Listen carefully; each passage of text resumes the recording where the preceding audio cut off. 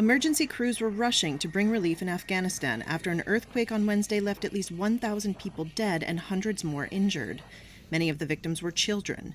Some were treated for broken bones and head injuries. A man who gave only the name Habibullah was receiving care at a local hospital. The earthquake hit around 2 in the morning. It was too dangerous. We left home immediately. A lot of people were injured. The United States Geological Survey said the 5.9 magnitude quake struck about 27 miles from the southeastern city of Khost, in the eastern province of Paktika, near the border with Pakistan. It is likely to become the deadliest earthquake in Afghanistan in 20 years. Shaking was felt by about 119 million people in Pakistan, Afghanistan, and India, the European Mediterranean Seismological Center said on Twitter.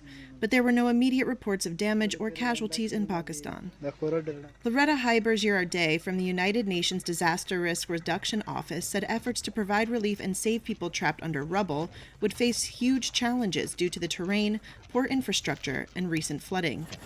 This area, Paktika, very remote, the road access is poor even in the best of times. The problem will be obviously whether or not there would be the type of heavy machinery you would need to be able to get to people that are trapped under rubble in a quick enough time period to save lives. Afghanistan is also grappling with a severe economic crisis. In response to the Taliban takeover last year, many countries imposed sanctions on Afghanistan's banking sector and cut billions of dollars in development aid. Jens Lerke is from the UN Office for the Coordination of Humanitarian Affairs. It's in a country that's already on the brink. We know that food security situation is where we're talking about, we're close to a famine-like situation.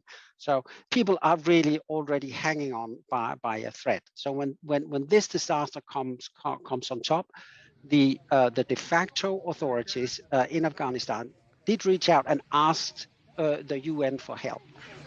U.S. President Joe Biden has directed the U.S. Agency for International Development and other partners to assess response options.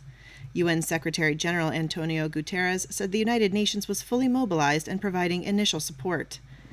But mounting a rescue operation could prove a major test for the Taliban, who took over the country in August after more than 20 years out of power.